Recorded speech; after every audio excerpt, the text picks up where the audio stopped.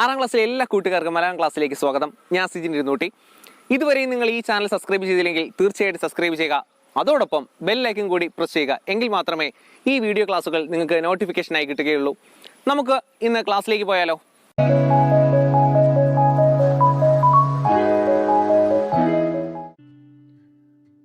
എല്ലാ കൂട്ടുകാരും 6ാം ക്ലാസ്സിലെ രണ്ടാമത്തെ പാഠമായ ഓടയിൽ നിന്ന് എന്ന നോവൽ ഭാഗം വായിച്ചു കാണുമല്ലോ.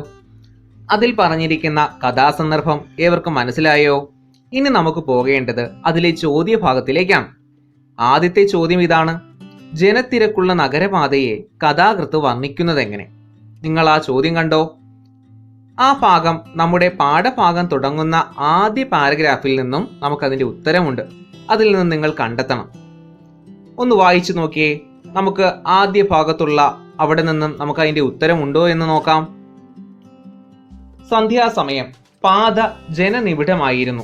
പ്ലഷർ കാറുകൾ, ജെറ്റ്കകൾ, ബസ്സുകൾ, കാളവണ്ടികൾ, റിക്ഷകൾ, പുതുമയുടെ യുവത്വവും പഴമയുടെ വാർദ്ധക്യവും മുട്ടിയും തട്ടിയും പാഞ്ഞും ഇഴഞ്ഞും അങ്ങോട്ടും ഇങ്ങോട്ടും പോകുന്നുണ്ട്. അവയുടെ ഇടയിൽ കൂടി ജീവിതം പുളച്ചു കയറിയും പതുങ്ങിയും ചാഞ്ഞും ചരിഞ്ഞും ചിരിച്ചും കരഞ്ഞും അങ്ങനെ ഒഴുകിക്കൊണ്ടിരിക്കുന്നു. ജനത്തിരക്കുള്ള നഗരപാതയെ കഥാകൃത്ത് വർണ്ണിച്ചിരിക്കുന്നത് ഇപ്പോൾ നിങ്ങൾക്ക് മനസ്സിലായി കാണും. ഇനി രണ്ടാമത്തെ ചോദ്യം ഒന്ന് നോക്കാം. റിക്ഷ തട്ടി വീഴുന്ന കുട്ടി എന്തിനെ പറ്റിയാണ് സങ്കടപ്പെടുന്നത്? നിങ്ങൾ പാഠഭാഗം വായിച്ചു കഴിഞ്ഞപ്പോൾ ലക്ഷ്മി എന്ന പെൺകുട്ടിയെക്കുറിച്ച് നിങ്ങൾ അറിഞ്ഞു കാണും അല്ലേ? പപ്പുവിന്റെ റിക്ഷ തട്ടി ഓടയിൽ വീഴുന്ന പെൺകുട്ടി എന്തിനെ ചൊല്ലിയാണ് വിലപിക്കുന്നത്? അതിന്റെ ഉത്തരം ഒന്ന് നോക്കിയാലോ. പപ്പുവിന്റെ റിക്ഷ തട്ടി വീഴുന്ന പെൺകുട്ടിയുടെ കയ്യിൽ എന്തൊക്കെ ഉണ്ടായിരുന്നു? കുട്ടയിൽ അരിയും മുളകും ഒക്കെ ഉണ്ടായിരുന്നു അല്ലേ? ഉപ്പും അതൊക്കെ വാങ്ങി വരുന്ന വഴിയായിരുന്നു പപ്പുവിന്റെ റിക്ഷ ആരെ തട്ടിയത്? ലക്ഷ്മിയെ തട്ടിയത്. അപ്പോൾ തന്നെ അവൾ എന്ത് ചെയ്തു? ഓടയിൽ വീണു. വീട്ടിൽ ചെല്ലുമ്പോൾ അമ്മ തന്നെ തല്ലുമോ എന്നുള്ള ഭയം കാരണമാണ് കുട്ടി എന്ത് ചെയ്തത്? വിലപിച്ചത്, കരഞ്ഞത് അല്ലേ? ഇപ്പോൾ നിങ്ങൾക്ക് മനസ്സിലായില്ലേ റിക്ഷ തട്ടി വീഴുന്ന കുട്ടി എന്തിനെ പറ്റിയാണ് സങ്കടപ്പെട്ടതെന്ന്? മൂന്നാമത്തെ ചോദ്യമായി കൊടുത്തിരിക്കുന്ന ചോദ്യം നോക്കിയേ. പെൺകുട്ടിയുടെ മനസ്സ് തെളിഞ്ഞത് എപ്പോൾ? ഇവിടെ തെളിയുക എന്ന് പറഞ്ഞാൽ എന്താ? വളരെ സന്തോഷവതിയായത് എപ്പോഴാണ്? റെയിൽവേ സ്റ്റേഷനിലേക്ക് പപ്പു എന്ത് ചെയ്തു? തന്റെ യാത്രക്കാരനെ കൊണ്ടാക്കുകയും തിരിച്ച് മടങ്ങി ആരുടെ അടുത്തെത്തി? ലക്ഷ്മിയുടെ അടുത്തെത്തി. അപ്പോൾ നോക്കിയപ്പോൾ എന്ത് ചെയ്യുന്നു? ലക്ഷ്മിയെ ഉപേക്ഷിക്കാൻ തയ്യാറായോ പപ്പു? ഇല്ല. അവളെ എന്ത് ചെയ്തു? അവൾക്ക് വേണ്ട ആവശ്യങ്ങളൊക്കെ നിറവേറ്റാൻ ആര് ശ്രമിച്ചു? പപ്പു ശ്രമിച്ചു. ശരിയല്ലേ? പെൺകുട്ടിയുടെ കയ്യിൽ നിന്നും നഷ്ടമായ അരിയും ഉപ്പും മുളകും എല്ലാം പപ്പു എന്ത് ചെയ്തു? വാങ്ങിക്കൊടുത്തു. കൂടാതെ അവൾക്ക് കഴിക്കാൻ 6 പാളയംകൂടൻ പഴവും നൽകി. അപ്പോഴാണ് അതുവരെ സങ്കടത്തോടെ ഇരുന്ന പെൺകുട്ടിയുടെ മനസ്സ് തെളിഞ്ഞത്. മൂന്നാമത്തെ ചോദ്യത്തിന് ഉത്തരവും ഇപ്പോൾ നിങ്ങൾക്ക് മനസ്സിലായി കാണും. വായിക്കാൻ പറയാമെന്ന ഭാഗത്തിലെ അവസാന ചോദ്യമാണ് ഇനി തന്നിരിക്കുന്നത്. നിങ്ങൾക്കവിടെ കാണാം. തന്റെ റിക്ഷ തട്ടി കുട്ടി വീണപ്പോൾ പപ്പുവിന്റെ മാനസികാവസ്ഥ എന്തായിരിക്കും പപ്പുവിന്റെ മാനസികാവസ്ഥ? ഒന്ന് നോക്കിയാലോ. നമുക്കറിയാം 10-18 മാസമായി അയാൾ റിക്ഷ വലിക്കാൻ തുടങ്ങിയിട്ട്. പക്ഷെ ഇന്നേ വരെ ആർക്കും ഒരു ദ്രോഹവും ആര് ചെയ്തിട്ടില്ല? പപ്പു ചെയ്തിട്ടില്ല. പെട്ടെന്നാണ് ഈ ഒരു സംഭവം നടന്നത്. റിക്ഷ തട്ടി വീണപ്പോൾ പപ്പു സ്തംഭിച്ചു നിന്നുപോയി. അതായത് നിശ്ചലനായിപ്പോയി. റിക്ഷ വലിക്കാൻ തുടങ്ങിയിട്ട് ഇത്രയും നാളായിട്ട് തനിക്ക് ഇത്തരത്തിലൊരു അപകടം ആർക്കും സംഭവിച്ചിട്ടില്ല. പക്ഷേ ഇന്നിപ്പോൾ സംഭവിച്ചിരിക്കുന്നു. ഈ സംഭവം ആദ്യമായിട്ടായിരുന്നു. പെൺകുട്ടിയോടുള്ള സഹതാപം മാത്രമല്ല, റിക്ഷാക്കാരൻ എന്ന നിലയിൽ അയാൾക്കുള്ള സൽപ്പേരിന് കളങ്കം തട്ടിയല്ലോ എന്നുള്ള ദുഃഖം കൂടിയുണ്ട്. ആർക്ക്? പപ്പുവിന്.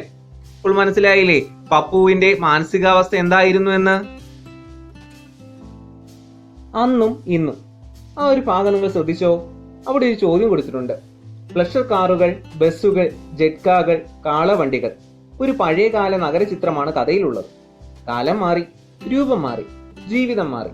ഇക്കാലത്തെ തെരുവാണ് വർണ്ണിക്കുന്നതെങ്കിൽ എന്തെല്ലാം മാറ്റങ്ങളാണ് ഉണ്ടാവുക? അപ്പൊ ചോദ്യം മനസ്സിലായി കാണും അല്ലേ? പഴയകാല ഒരു നഗരചിത്രത്തെ നമുക്ക് പാഠഭാഗത്തുനിന്ന് കാണാം. എന്നാൽ ഇന്നത്തെ ഒരു നഗരചിത്രമാണ് വർണ്ണിച്ചെഴുതുന്നെങ്കിൽ എന്തൊക്കെ മാറ്റങ്ങളാണ് പഴയതിൽ നിന്നും ഉണ്ടാവുക? അപ്പൊ ആ ഒരു മാറ്റം നിങ്ങൾക്കൊന്ന് എഴുതി നോക്കിക്കൂടെ? അപ്പൊ ചോദ്യം മനസ്സിലായല്ലോ. അപ്പൊ നിങ്ങളൊന്ന് എഴുതി നോക്കിയേ, ഇന്നത്തെ നഗരത്തിന്റെ ഒരു ചിത്രം എന്തൊക്കെ കാഴ്ചകളായിരിക്കും നിങ്ങളുടെ കണ്ണുകളിൽ വന്ന് നിറയുക. ഇനിയുള്ള ചോദ്യം ഇതാണ്. സങ്കല്പിക്കാം എഴുതാം എന്ന ഭാഗം നിങ്ങൾ കണ്ടു കാണും. അവിടെ കൊടുത്തിരിക്കുന്നത് സംഭാഷണം രചിക്കുക എന്നൊരു ചോദ്യമാണ്. വീട്ടിൽ തിരിച്ചെത്തിയ കുട്ടി അമ്മയോട് എന്തെല്ലാമായിരിക്കും സംസാരിച്ചിട്ടുണ്ടാവുക. അതായത് ലക്ഷ്മി അമ്മയോട് എന്തൊക്കെ പറഞ്ഞു കാണും അന്ന് നടന്ന സംഭവത്തെക്കുറിച്ച്. അമ്മയും മകളും തമ്മിൽ ഉണ്ടാവാനിടയുള്ള സംഭാഷണം രചിക്കുക. അപ്പോൾ നമുക്കൊന്ന് എഴുതി നോക്കിക്കൂടെ? പപ്പു എന്ന കഥാപാത്രത്തെക്കുറിച്ച് നമ്മൾ കുറേ കാര്യങ്ങൾ പഠിച്ചു. ഇനി അത്തരത്തിലൊരു ചോദ്യം കൂടി ഇവിടെ കൊടുത്തിട്ടുണ്ട്. ചോദ്യം ഇതാണ്: പപ്പുവിന്റെ എന്തെല്ലാം സവിശേഷതകളാണ് കഥയിൽ വെളിവാകുന്നത്? അതിനിവിടെ 2 ഉദാഹരണങ്ങളും തന്നിട്ടുണ്ട്. സൂചകങ്ങളാണ് ജോലിയിലുള്ള വൈദഗ്ധ്യം, ജീവിതത്തെക്കുറിച്ചുള്ള പ്രതീക്ഷ. ഇനി തുടർന്നുള്ള സൂചകം കൂടി നിങ്ങൾ കണ്ടെത്തണം. എന്തൊക്കെയായിരിക്കും പപ്പുവിനെ കുറിച്ച് നിങ്ങൾക്ക് കണ്ടെത്താനുണ്ടാവുക? മനുഷ്യസ്നേഹിയാണെന്ന് പറയാമല്ലേ? അതുകൊണ്ടല്ലേ ലക്ഷ്മി വീണിട്ടും ലക്ഷ്മിയെ സഹായിക്കാനായുള്ള മനസ്സ് കാണിച്ചത്? പിന്നെന്തൊക്കെ പറയാം? കഠിനാധ്വാനി. അതുകൊണ്ടല്ലേ വളരെ ധൃതിപ്പെട്ടാണെങ്കിലും ആൾക്കാരെ എന്ത് ചെയ്യുന്നത്? കൃത്യമായ ഇടങ്ങളിലേക്ക് കൊണ്ടെത്തിക്കാൻ രാപ്പകൽ കഷ്ടപ്പെടുന്നത്. ഇത്തരത്തിൽ വ്യത്യസ്തമായ സൂചകങ്ങൾ നിങ്ങൾ പാഠഭാഗത്തു നിന്ന് കണ്ടെത്തുകയും അതിനനുസരിച്ച് നിങ്ങൾ നല്ലൊരു കഥാപാത്ര നിരൂപണം തയ്യാറാക്കുകയും ചെയ്യണം. അപ്പൊ പപ്പുവിന്റെ കഥാപാത്ര നിരൂപണം തയ്യാറാക്കുകയില്ലേ? വിശകലനം ചെയ്യുക എന്നൊരു ഭാഗം നിങ്ങൾ കണ്ടോ? അവിടെയും മറ്റൊരു ചോദ്യം കൊടുത്തിട്ടുണ്ട്. അതുവരെ അയാളുടെ ജീവിതത്തിൽ നാളെ ഉണ്ടായിരുന്നില്ല. അന്ന് ആദ്യമായി അയാൾക്കൊരു നാളെ ഉണ്ടായി. നാളെ എന്ന പദത്തിലൂടെ അർത്ഥമാക്കുന്നത് എന്ത്?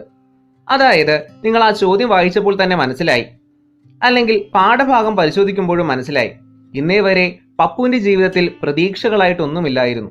നിരന്തരം കഠിനമായ അധ്വാനം ചെയ്യുക എന്നതിനപ്പുറം മറ്റൊന്നിനെക്കുറിച്ചും അയാൾക്ക് ചിന്തയില്ലായിരുന്നു. പക്ഷേ ഇന്ന് ലക്ഷ്മിയെ കണ്ടതു മുതൽ ലക്ഷ്മിയുടെ ആ നിഷ്കളങ്കമായ മുഖം അയാളുടെ മനസ്സിൽ നിന്ന് മായുന്നില്ല. അതിനുശേഷം അയാൾ അതിനെക്കുറിച്ച് ആലോചിച്ചു കൊണ്ടിരുന്നു. നാളെക്കുറിച്ച് അയാൾ ചിന്തിക്കാനും തുടങ്ങി. അപ്പോൾ പാഠഭാഗം വായിച്ചതിൽ നിന്നും നിങ്ങൾ മനസ്സിലാക്കിയ കാര്യങ്ങളിൽ നിന്നും പപ്പുവിന്റെ ജീവിത അവസ്ഥകളൊക്കെ മനസ്സിലാക്കിക്കൊണ്ട് ഈ ചോദ്യത്തിന് ഉത്തരം എഴുതുമല്ലോ. ഇപ്പോൾ എല്ലാ കൂട്ടുകാരും അതിലെ ചോദ്യഭാഗങ്ങൾ മനസ്സിലാക്കി കാണും. ഇനി നിങ്ങൾ ചെയ്യേണ്ടത് നിങ്ങളുടെ നോട്ടുകളിൽ നിങ്ങളത് കുറിച്ചു വെക്കുക എന്നുള്ളതാണ്. അപ്പോൾ നിങ്ങൾക്ക് കൂടുതൽ കാര്യങ്ങൾ മനസ്സിലാവുകയും ചെയ്യും. വായിക്കാൻ മറക്കരുത്. 6ാം ക്ലാസ്സിലെ എല്ലാ കൂട്ടുകാർക്കും ഈ വീഡിയോ ക്ലാസ് ഇഷ്ടമായി കാണുമല്ലോ. ഇതിലെ ചോദ്യങ്ങളൊക്കെ ഇപ്പോൾ നിങ്ങൾ പരിചയപ്പെട്ട് കാണും അല്ലേ? ഇനി നമുക്ക് തുടർന്നുള്ള പാഠഭാഗങ്ങൾ പരിചയപ്പെടാനുണ്ട്. അപ്പോൾ നമുക്ക് അടുത്ത വീഡിയോ ക്ലാസ്സിൽ കാണാം.